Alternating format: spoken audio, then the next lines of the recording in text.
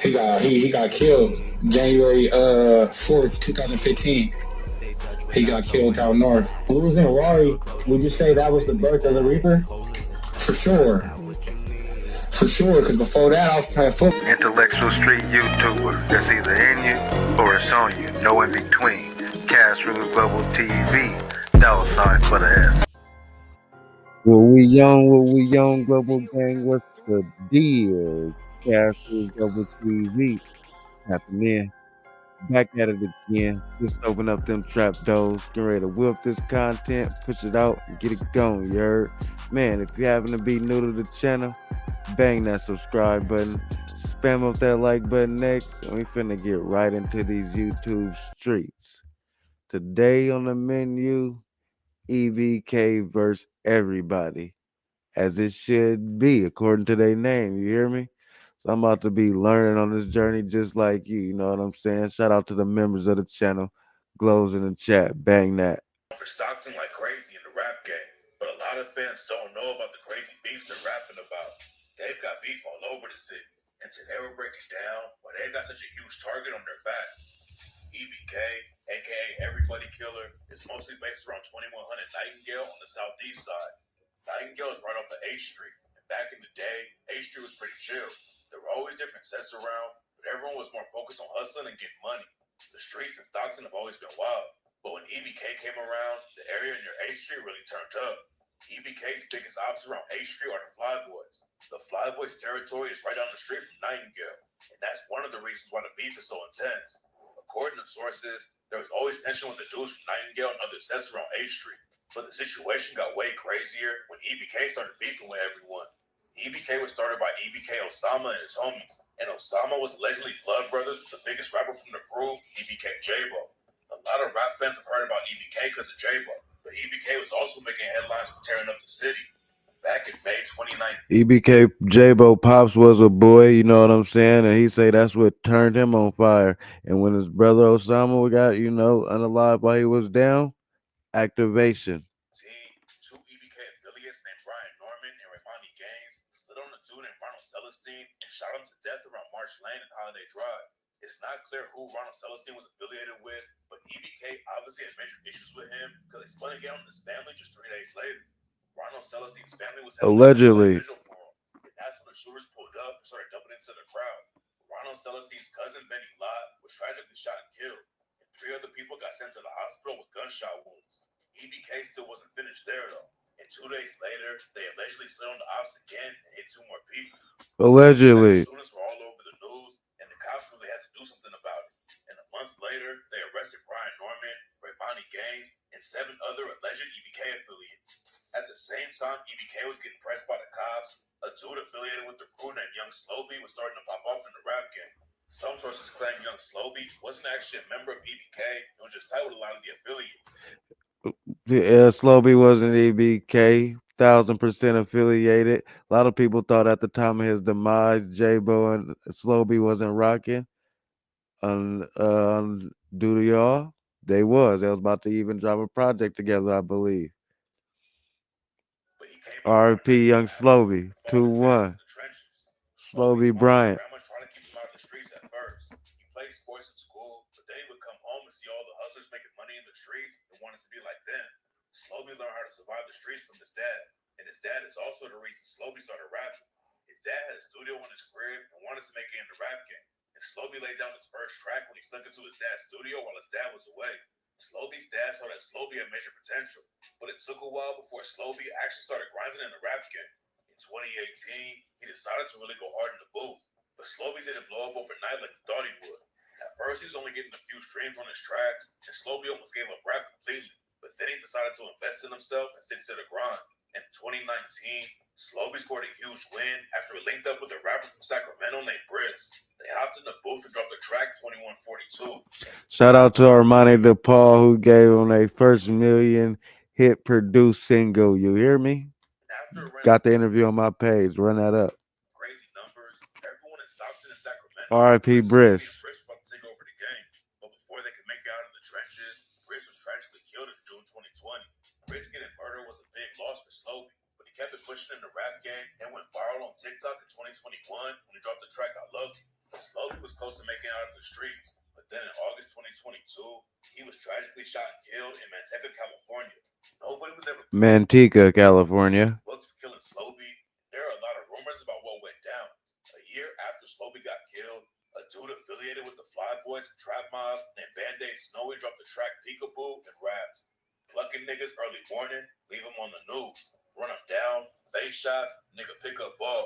Fuck you niggas thought, we got shooters too.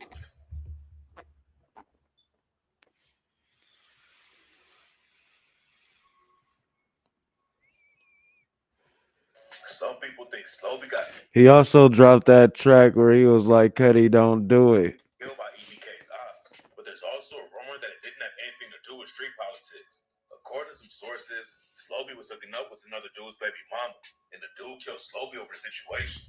Nobody knows what really happened to Slo-Be, but EBK allegedly started sliding for him right after he died. After Slo-Be got killed, a dude from the Fly Boys named DeMar died too, and EBK was dissing them and making it look like they were the ones who took DeMar out. And on the track Slobe Mode, his homie EBK Jaaybo raps, told my bro to X me from the hood if I don't slide for Slobe. Don't fuck with niggas from the north if they ain't valid virgin. Hey, real shooters, I make demons come around nervous. Slobe was a huge loss, but EBK Jaaybo blew up like crazy and went viral on TikTok, even though he was dropping some of the most savage tracks in the game, and most of the people dancing to the music had no idea about his wild come up. A lot of EBK's ops diss him because EBK members aren't from around Nightingale, but that's where Jaaybo was born and raised. Jaaybo got active in the trenches when he was 12 years old and wasn't thinking about becoming a rapper, but his life probably would have been way more different if his dad didn't get killed. Jaaybo's dad was a rapper named Rari, who also came up on Nightingale Avenue. Rari's mom was addicted to drugs, and his dad was always getting locked up, so he started breaking into houses and hustling. Then one time when he broke into an abandoned house with his homies, Rari found a local rapper's tape inside the crib. Rari listened to the tape and heard the dude shouting out Stockton. And that's when Rari decided to get in the booth and start putting on for Stockton in the rap game too. Rari was still getting in trouble with the cops, but he didn't let it slow him down in the studio. He was trying to make it out of the trenches and give his kids a better life. And at one point, somebody in the Atlanta scene wanted Rari to fly out and set up a meeting. Rari was on probation and his PO didn't want him to go. But Rari knew that it was too big of an opportunity to pass up. He went to Atlanta to really get his career going. But unfortunately, the deal didn't work out, and his PO found out that Rari left Stockton without telling him. Rari got booked for violating his parole, but then he got back out and went even harder with music. That's brazy. And first of all, this is a solid breakdown of this whole situation. Valid information on the B. EBK Jaaybo Pops was a boy. R.P. Rari. He built his own studio and started making beats, and eventually he got his name popping in the city. But then Rari took a huge loss when his homie Tall T was shot and killed. Tall T was another rapper from Stockton, and when he linked up with Rari, they planned on taking over the game together. But before they could make it out of the city, Tall T was shot to death in Long Park. Rari wanted Jaaybo to make music too, and he used to bring Jaaybo to the studio and even had him sing on one of his tracks. Rari was on his way up and wanted to get Jaaybo and the rest of the family away from Nightingale. But when Jaaybo was 11 years old, Rari was tragically killed by some teenagers. There are a lot of stories about what went down, but rumors say that Jaaybo and Osama were robbed by some teenagers in the neighborhood. Rari allegedly went to confront the teenagers about the situation, and that's when they allegedly upped the strap and shot Rari to death. Allegedly from some solid and valid members, some people in this community on this channel. I heard that's what happened allegedly as well. Jaaybo could have had an easy life before he get popping off in the rap game and made it out of Stockton. But after Rari died, everything changed, and Jaaybo went straight to the trenches. Around that time, Jaaybo started getting locked up. He was into stealing cars and eventually got caught with a stolen whip. When he was younger, Jaaybo's mom used to work at the juvenile hall, but she'd already retired by the time he was active in the streets.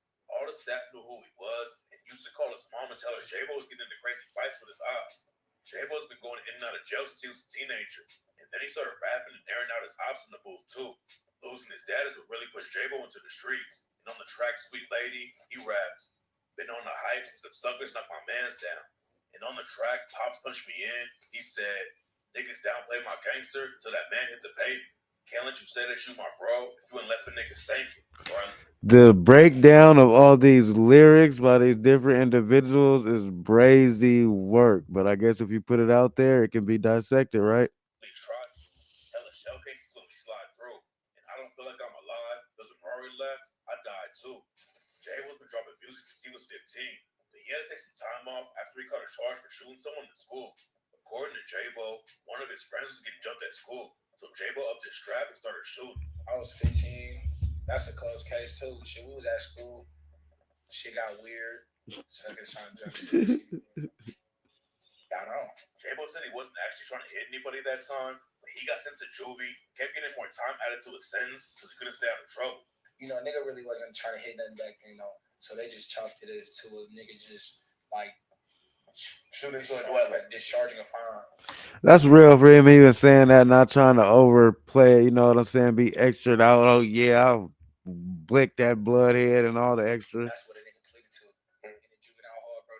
That's like nigga go to camp for that. That's facts. But I was 6-3-month program type exactly, but I was fighting hella niggas though, so you was getting refiled. Exactly, I couldn't go to camp. You feel me? Nigga kept catching extra days and shit, so they just gave me like 720 days. Jaaybo came back home and got back in the booth. And rumors say he was really sliding for Slobe and might have been involved with killing a rapper named K Squeeze with ties to Sacramento. Before he got killed, Slobe was getting involved with the rap scene in Sacramento after he linked up with Briss. Briss had been beefing with another rapper named Uzi Marcus after Uzi Marcus dropped the track 42K and Rat. Keep it real. You niggas ain't killed a fly. And if it's money on my head, why the fuck I'm still alive? You niggas ain't popping shit. They're really just talking shit. Where they at? I'm right here on 42nd with the stick. Lil Briss, he a pussy. And Lil Danny, he a bitch. Keep playing. I be outside your grannies with the switch. It didn't start with Uzi Marcus and Briss though. They were both caught up in another beef between CML Lavish D and Mozzie. Lavish D and Mozzie had already been beefing for years, and both sides had taken real losses in the streets. I don't have no dog in the fight, but this is a core reason, not this in particular beef, but this is one of them, why Northern California and the whole California in general is the way it is. The politics decide what moves and where it moves. Simply put.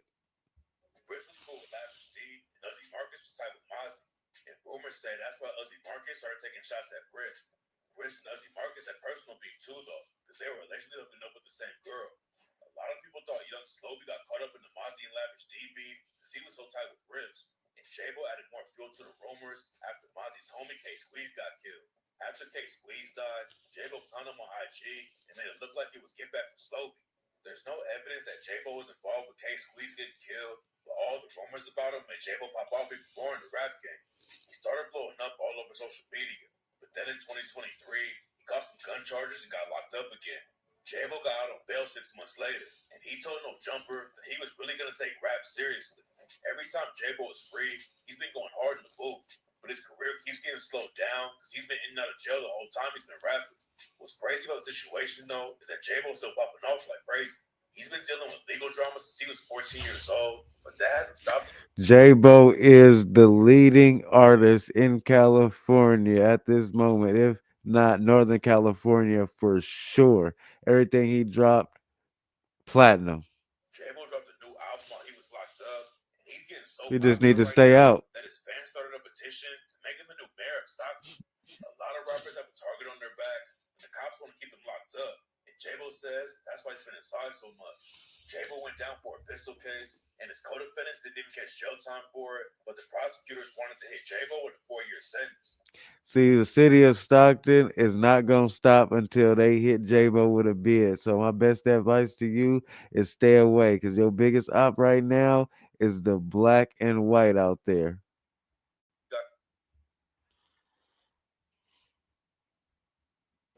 A little play got booked for the murder, and then another dude from the Fly Boys named Cholo got shot and killed. And in 2024, the Fly Boys kept taking more losses when a dude named Trap Mob Los was shot and killed. They also lost Lil Los and Lil A during 2 different shootings that same year. But the Fly Boys weren't the only ones losing people. In April 2024, EBK Osama was shot and killed. Rumors said that the ops used a woman to set him up, and some sources claim that EBK had already lost another member that same week. EBK Osama was allegedly Jaaybo's half-brother and was one of the original members of EBK, and his death had a big impact on the crew.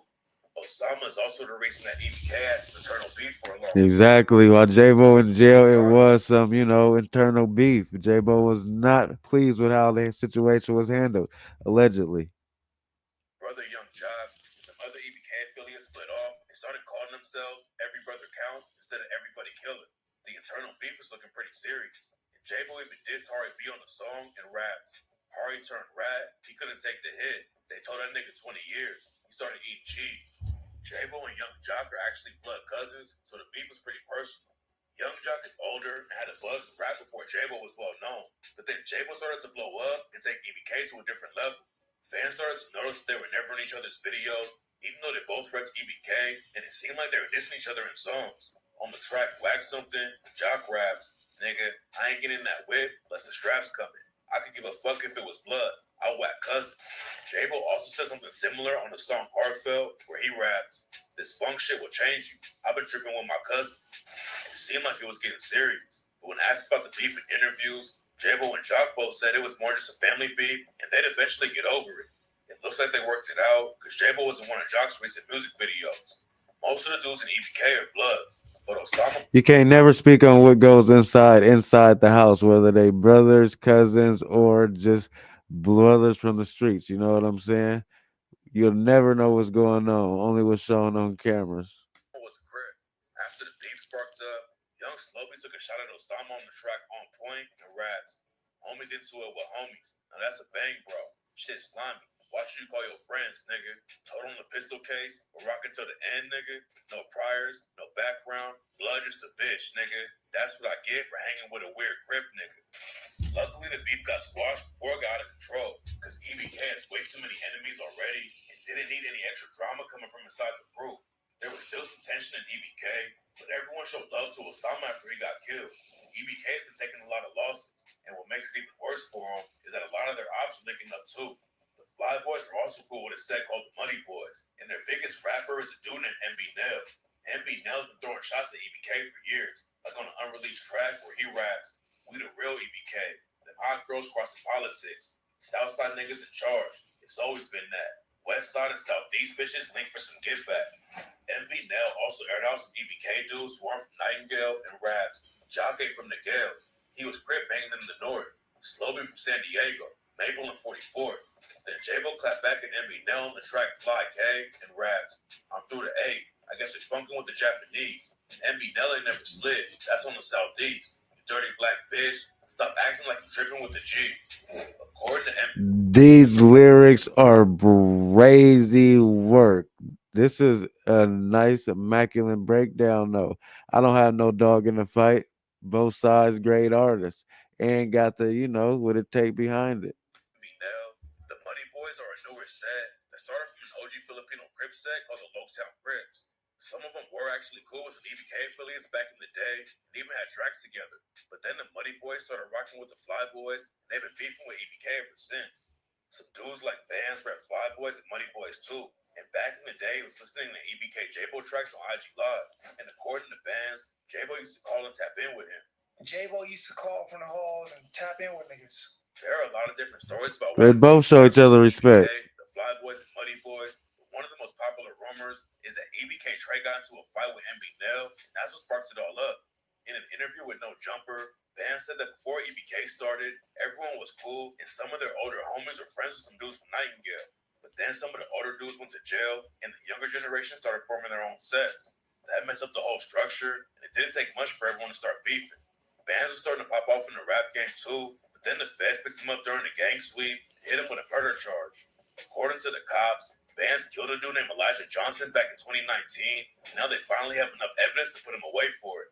It's not clear what kind Allegedly. of evidence the cops have on Bands, but the feds don't usually get involved unless they got a solid case. And fans are already linking Bands to the shooting too. The cops released surveillance footage of the murder, and people think the getaway car Vance allegedly used during the hit was also used for a music video for his homie Jay Black. Vance had just started dropping music in 2024, and his first track racked up over 100K views in one day. But now it looks like he might never come home again. EBK has been taking a lot of losses in the streets and having members getting locked up too. But hopefully Jaaybo comes home and keeps the momentum up. Sorry. Man, let me know what you think about the this breakdown. It was a lot of nice information how the structure started and everything, the original foundation, you hear me, and how things started to switch and change as everything proceeded in the current day, you hear me. Let me know if he was putting paint where it ain't or if it was for the most part accurate. I ain't from Stockton, so I don't know the intricate details of the situation, But the ins and outs seemed about pretty solid to me. Allegedly.